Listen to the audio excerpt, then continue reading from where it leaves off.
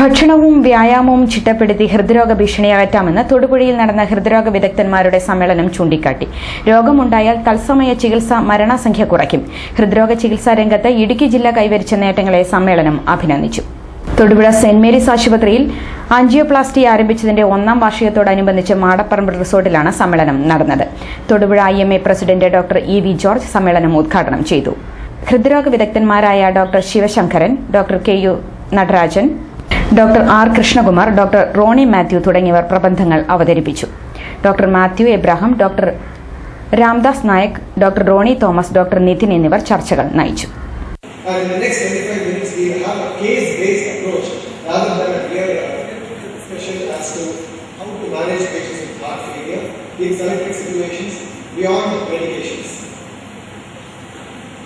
There has been significant progress in the medical treatment of heart failure, and the current recommendations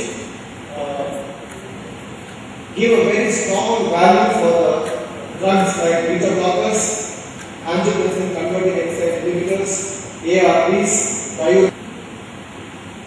medical treatment for heart failure. We often see prescriptions like this in patients with heart failure.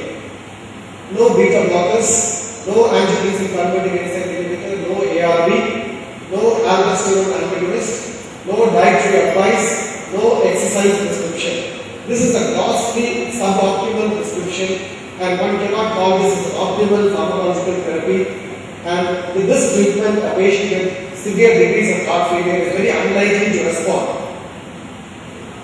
Optimal pharmacological treatment with additional emphasis on lifestyle modifications, diet, exercise, and proper routine medical follow-up goes a long way in the management of patients with heart failure. Pharmacological treatment of heart failure is the mainstay and often the initial treatment in most cases of heart failure.